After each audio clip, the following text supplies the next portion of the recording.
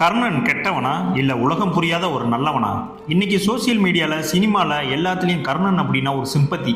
பாவம், அவனுக்கு அநீதி நடந்துருச்சு, அவன் கொடையாளி, அவன் சோகநாயகன். ஆனா உண்மையிலேயே மகாபாரதத்துல கர்ணன் என்ன பண்ணான்? அவன் தர்மத்தோட நின்னானா இல்ல அதர்மத்துக்கு குரல் கொடுத்தானா? இந்த வீடியோல நம்ம சினிமாவில் காட்டின கர்ணனை பார்க்க போறதில்ல, வியாசர் எழுதி வச்ச ஒரிஜினல் மகாபாரதத்துல இருக்க கர்ணாவை தான் பார்க்க போறோம். ஃபீலிங் சைட்ல இல்ல மக்களே, ஃபேக்ட் சைட்ல பேச போறோம். நான் அந்த கர்ணனை கெட்டவன்னு சொல்றேன், நீங்க அதுக்கு ஆதாரம் கேட்பீங்க. அதனாலதான் ஆதாரத்தோடய வந்திருக்கேன். கர்ணன் கெட்டவன் சொல்றதுக்கான முதல் ஆதாரம் இப்ப பார்க்கலாம். மகாபாரதத்துல ரொம்ப ரொம்ப இருண்ட ஒரு அத்தியாயம்னா அது அந்த சூதாட்ட மண்டபம் தான். ஏன்னா அங்கதான் திரௌபதி அவமானப்படுத்தப்பட்டா. முழு தர்மமும் உடைஞ்சு விழுந்த ஒரு மூமெண்ட் அந்த ஒரு இடத்துலதான் நடந்துச்சு. இங்க நம்ம தெளிவா புரிஞ்சுக்கணும். அந்த ஒரு இடத்துல கர்ணன் அமைதியா நின்னானா இல்ல எதுவும் என்னால பண்ண முடியாதுன்னு ஓரமா நின்னானா? ரெண்டுமே கிடையாது. அவன் அந்த அதர்மத்தை தூண்டுற மனிதனா மிக முக்கியமான ஒரு ஆளா அங்க இருந்தான். தர்ம சூதாட்டத்துல முதல்ல தன்னையே இழந்தான், அப்புறம் தன் தம்பிகளை இழந்தான், கடைசியில தன் மனைவியும் இழந்தான். அப்ப அதே மண்டபத்துல ஒரு மிகப்பெரிய கேள்வி எழுது. ஒரு ஆள் தன்னையே அடிமையா இழந்த பிறகு அவனுக்கு இன்னொரு வரை, அதுவும் தன் மனைவியை பந்தயமா வைக்கும் உரிமை இருக்கா அப்படின்னு இந்த கேள்வி சபையில எழும்போது விதுரர் எந்திரிச்சு கேள்வி கேட்டாரு. பீஷ்மர் மௌனமா இருந்தாரு, துரோணர் தயங்கினாரு. ஆனா கர்ணன் அமைதியா இல்ல. கர்ணன் எழுந்து நின்று பேசினான். அவன் சொல்ற லாஜிக் என்ன தெரியுமா? தர்மன் ஏற்கனவே தோற்றுவிட்டான், அவன் இப்போ ஒரு அடிமை. ஒரு அடிமைக்கு தனி உரிமை கிடையாது, அதனால அவன் மனைவிக்கும் உரிமை கிடையாது. திரௌபதி இப்ப கௌரவர்களோட அடிமை தான் அப்படின்னு. இது வெறும் சட்டவாதம் கிடையாது, ஒரு பெண்ணின் கண்ணியத்தவே உடைக்க உருவாக்கப்பட்ட ஒரு வாதம். கர்ணன் ஒன்றும் சாதாரணமான ஆள் கிடையாது. கர்ணன் ஒரு வீரன், ஒரு சத்திரியன், தர்மம் தெரிஞ்சவன். அவனுக்கு தெரியும் ஒரு சபையில ஒரு பெண்ணை அவமானப்படுத்துறது எவ்வளவு பெரிய தவறு அப்படின்னு. ஆனா தெரிஞ்சும் கர்ணன் அந்த விஷயத்த பண்ணான். அந்த நேரத்துல அவன் தன்னோட மனசுல இருக்க வன்மத்தையும் கசப்புணர்வையும் மட்டுமே தேர்ந்தெடுத்து அதையே முன்னிலைப்படுத்தி தான் பேசினான்.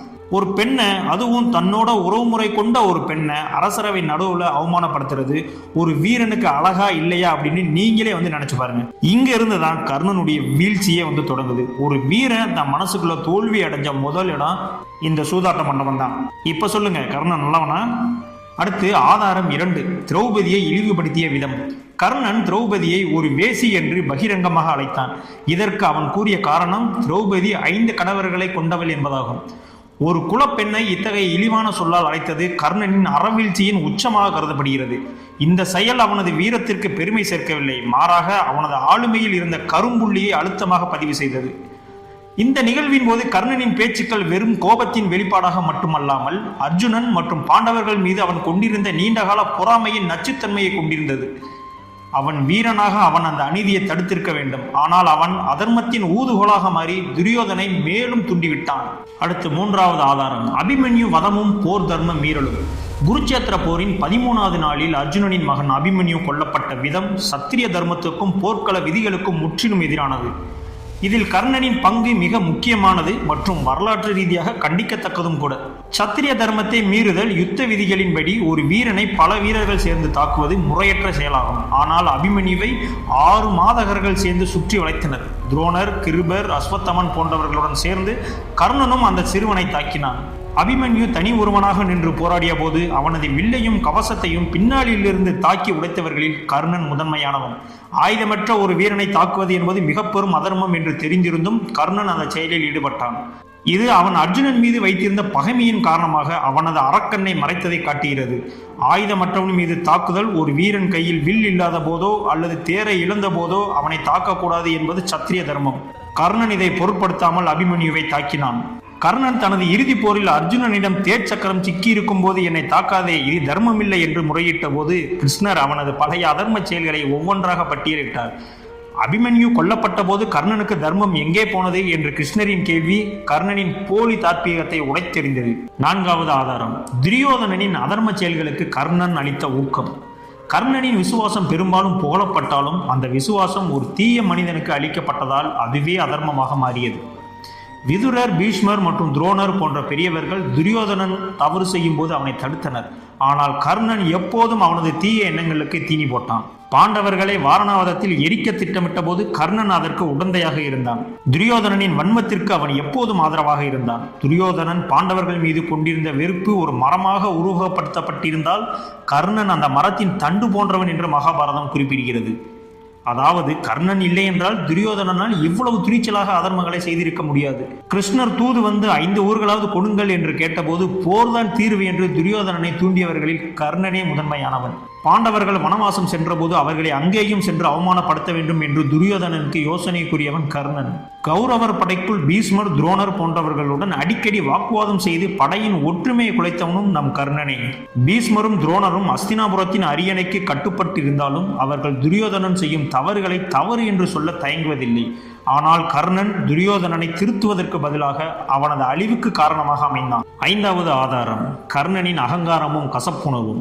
கர்ணனின் திறமை அவனது கசப்புணர்வால் மழுங்கடிக்கப்பட்டது. தான் ஒரு சூத புத்திரன் என்று அழைக்கப்பட்டதை அவனால் சமூக ரீதியாக சகித்துக் கொள்ள முடியவில்லை. இந்த தாழ்வு மனப்பான்மை காலப்போக்கில் அர்ஜுனன் மீதான தீராத பொறாமையாக உருவெடுத்தது. பரசுராமரிடம் வித்தை கற்க சென்றபோது அவர் பிராமணர்களுக்கு மட்டுமே வித்தையை கற்பிப்பார் என்பதை அறிந்து கர்ணன் தான் ஒரு பிராமணன் என்று பொய் சொன்னான். ஒரு மாணவன் தனது குருவிடமே பொய் சொன்னது என்பது மிகப்பெரிய துரோகமாக கருதப்படுகிறது. இதன் விளைவாகவே முக்கியமான நேரத்தில் உன் வித்தை உன்னை கைவிடும் என்று சாபத்தை பெற்றான். திறமை இருந்தாலும் அதை பெறும் வழிமுறைகள் நேர்மையற்றதாக இருந்ததால் அவனது வித்தை அவனை காப்பாற்றவில்லை. இது ஒரு வீரனுக்கு இருக்கக்கூடிய அடிப்படை அறப்பண்பிலிருந்து அவன் விலகியதை காட்டுகிறது. கர்ணனின் இந்த தவறான தேர்வுகள் அவனது வாழ்க்கையை ஒரு மோசமான முடிவை நோக்கி தள்ளின. அவன் தனது பிறப்பின் ரகசியத்தை அறிந்த பிறகும் தர்மத்தின் பக்கம் சேர மறுத்தது அவனது பிடிவாதத்தையும் அதர்மத்தின் மீதான அவனது பற்றை மீது காட்டுகிறது. அடுத்ததாக 5வது ஆதாரம், விசுவாசத்திற்கும் தர்மத்திற்கும் இடையிலான முரண்பாடு. கர்ணனின் விசுவாசம் பெரும்பாலும் புகழப்படுகிறது. ஆனால் தார்மீக ரீதியாக பார்த்தால் விசுவாசம் என்பது அறத்தின் அடிப்படையில் அமைய வேண்டும். துரியோதனன் தனக்கு உதவி செய்தான் என்பதற்காக அவன் செய்யும் அனைத்து பாவங்களையும் ஆதரிப்பதென்பது அறமாகாது. கர்ணனின் விசுவாசம் என்பது ஒரு விதமான நன்றி கடன் அடிப்படையிலானது. ஆனால் அந்த நன்றி கடன் ஒட்டுமொத்த சமூகத்திற்கும் அறத்திற்கும் எதிராக மாறும்போது அது அதர்மமாக கருதப்படுகிறது. கர்ணன் தனது விசுவாசத்தை காக்க தர்மத்தை தியாகம் செய்தான். ஆனால் அர்ஜுனனோ தர்மத்தை காக்க தன் உறவினர்களையே எதிர்த்து போரிட்டான். இதுதான் இருவருக்கும் இடையிலான அடிப்படை வேறுபாடு. கர்ணன் தனது சொந்த கசப்புகளை ஆற்றிக்கொள்ள துரியோதனனின் நட்பை பயன்படுத்தி கொண்டான். துரியோதனன் அவனுக்கு வழங்கிய அதிகாரம் மற்றும் அந்தஸ்துக்காக அவன் தர்மத்தை விற்க துணிந்தான். இதுவும் கர்ணனின் பலவீனத்தையே காட்டுகிறது. ஆதாரம் 6, ஈகையின் பின்னணியில் இருந்த அகங்காரம். கர்ணன் மிகப்பெரிய வள்ளல் என்பதில் மாற்று கருத்தில்லை. ஆனால் அவனது ஈகையிலும் ஒரு விதமான அகங்காரமும் புகழுக்கான வேட்கையும் கலந்திருந்ததாக ஆய்வுகள் தெரிவிக்கின்றன. இந்திரன் அந்தனர் உருவில் வந்து அவனது கவச குண்டலங்களை கேட்டபோது அவன் தனது உயிருக்கு தேவையானது என்று தெரிந்தும் அவன் கொடுத்தான். இது அவனது தியாகத்தை காட்டினாலும் தான் ஒரு தான வீரன் என்ற பெயரை காப்பாற்றிக் கொள்ள வேண்டும் என்ற அகங்காரத்தையே அதிகம் காட்டுகிறது. ஒருமுறை தாகத்தால் தவித்த ஒரு மூதாட்டி தண்ணீர் கேட்டபோது கர்ணன் பெரிய விஷயங்களைத்தான் கொடுப்பான், தண்ணீர் போன்ற சிறிய விஷயங்களை கேட்காதே என்று கூறி அவளை அவமானப்படுத்தினான். இது அவனது ஈகை என்பது கருணையின் அடிப்படையில் அமையாமல் தனது பிம்பத்தை நிலைநிறுத்தும் நோக்கில் இருந்ததை வெளிப்படுத்துகிறது. ஆதாரம் 7, அதிகாரத்தின் நிழலில் கர்ணனின் அடாவடித்தனம். கர்ணன் துரியோதனனின் நண்பனாக மாறிய பிறகு அவன் பல நேரங்களில் முதியவர்களையும் அறிஞர்களையும் அவமதித்தான். பீஷ்மரை கௌரவர்களின் குலத்தை அழிப்பவர் என்று சாடினான். கிருபாச்சாரியரையும் துரோணாச்சாரியரையும் கேலி செய்தான். சல்லியனை தனது தேரோட்டியாக நியமித்த போது அவனை பலவாறு இகழ்ந்து பேசினான். கர்ணனின் இந்த நடத்தை அவன் அதிகாரத்தின் மீது கொண்டிருந்த மோகத்தையும் தனது தாழ்வு மனப்பான்மையையும் மறைக்க அவன் கையாண்ட அடாவடித்தனத்தை காட்டுகிறது. ஒரு உண்மையான வீரன் பெரியவர்களிடம் பணிவாகவும் எதிரிகளிடம் நேர்மையாகவும் இருக்க வேண்டும். ஆனால் கர்ணன் இதற்கு கைமாறாக செயல்பட்டான். இப்பொழுது உங்கள் அனைவருக்கும் தெளிவாக புரிந்திருக்கும் கர்ணன் நல்லவனா அல்லது கெட்டவனா என்று. கர்ணன் ஒரு சிக்கலான ஆளுமை என்பதில் ஐயமில்லை. அவனிடம் ஈகை, வீரம், விசுவாசம் போன்ற உயரிய குணங்கள் இருந்தன. ஆனால் அந்த குணங்கள் அனைத்தும் அதர்மத்தின் பக்கம் நின்றதால் அவற்றின் மதிப்பு இல்லாமல் போனது. திரௌபதியை இழிவுபடுத்தியது, அபிமன்யுவை அதர்மமாக வீழ்த்தியது, துரியோதனனின் தீச்செயல்களுக்கு தூணாக இருந்தது மற்றும் தனது சொந்த கசப்புணர்வால் தர்மத்தை மறைத்தது ஆகியவை கர்ணனை அதர்மத்தின் ஒரு குறியீடாக மாற்றின. மகாபாரதம் நமக்கு தரும் பாடம் என்னவென்றால், ஒருவன் எவ்வளவு திறமைசாலியாக இருந்தாலும் அவன் யாருடன் சேர்கிறான், எதற்காக தனது திறமையை பயன்படுத்துகிறான் என்பதே அவனது தலையெழுத்தை தீர்மானிக்கும். கர்ணனின் வீழ்ச்சி என்பது விதி செய்த சதி மட்டுமல்ல, அது அவனது தவறான தேர்வுகளின் விளைவுமாகும். அவன் தர்மத்தை விட தனது விசுவாசத்திற்கும் அகங்காரத்திற்கும் முக்கியத்துவம் கொடுத்தான். அதன் விளைவாகவே அவன் அதர்மத்தின் வழி நின்ற கெட்டவனாக அடையாளப்படுத்தப்படுகிறான். இறுதியில் அறம் மட்டுமே வெல்லும் என்பதையும் அதர்மத்திற்கு துணை நிற்பவர்கள் எத்தகைய வீரம் கொண்டிருந்தாலும் வீழ்வார்கள் என்பதையும் கர்ணனின் வாழ்க்கை நமக்கு உணர்த்துகிறது. மகாபாரதத்தை பொறுத்தவரை யார் நல்லவர்கள் யார் கெட்டவர்கள் என்று எந்த முடிவும் எடுக்க முடியாது. ஏனென்றால் மகாபாரதத்தில் கிருஷ்ணர் உட்பட அனைவருக்கும் இரட்டை வேடங்களே. இந்த வீடியோ உங்களுக்கு பிடிச்சிருந்துச்சுன்னா கண்டிப்பாக நம்முடைய சேனலை சப்ஸ்கிரைப் பண்ணுங்க. மகாபாரதம் சீரிஸ் இதெல்லாம் உங்களுக்கு பிடிக்கும் அப்படின்னா இந்த வீடியோவை அவங்களுக்கு கண்டிப்பாக ஷேர் பண்ணுங்க.